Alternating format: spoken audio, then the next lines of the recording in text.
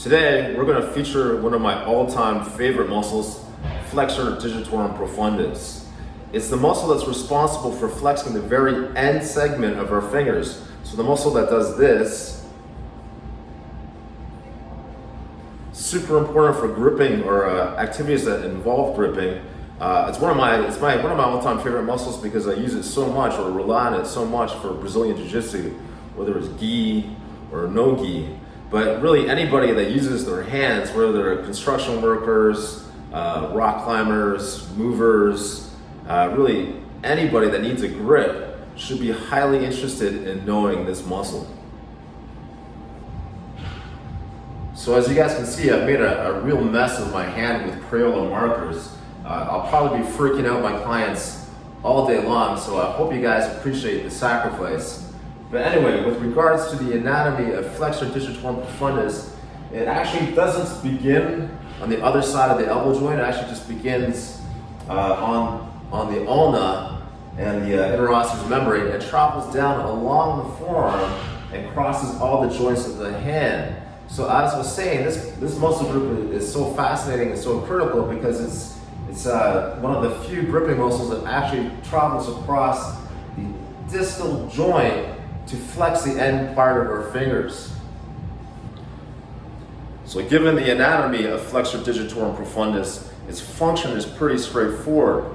So of course it's going to ball up the fingers into a nice tight fist, but it's also going to flex the wrist and pronate it.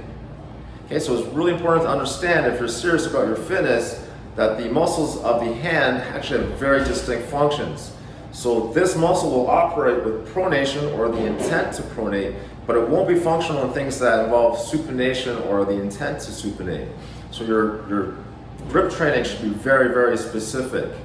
As far as activities that this muscle is extremely important for, as I was saying earlier, Brazilian jiu-jitsu, of course, both gi and no gi, because there's so much gripping and grappling. For movers, it's super essential. Construction workers, anybody that really relies on their grip in exercises like deadlifts, Olympic lifts, shrugs, you really want to be concerned with training and strengthening this muscle. So given that this is the fully contracted position of Flexor Digitorum Profundus, its stretch position should be fairly obvious. So rather than pronating, I'm going to supinate my wrist. Rather than flexing it, I'm going to extend it. And rather than flexing my fingers, I'm going to fully extend those as well.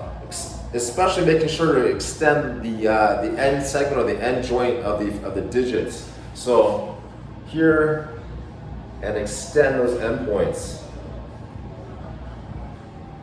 And as usual, before I do any set that's targeting Flexor Digitorum Profundus, I want to ensure maximum muscular activation by reducing the reciprocal inhibition. That means stretching out the antagonists of the muscles that I'm targeting. So Flexor Digitorum Profundus, its contracted position is here, which is also the end point or the stretch point of its antagonist, which is extensor digitorum.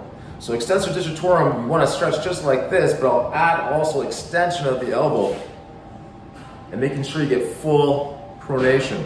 So I'll emphasize that a little bit. Hold that stretch for 30 seconds and then go ahead and do my set targeting my favorite muscle of all time, Flexor Digitorum Profundus. So given the function of our favorite gripping muscle, the right exercise must emphasize two things. Thing one, I want my exercise to emphasize the very tips of my fingers.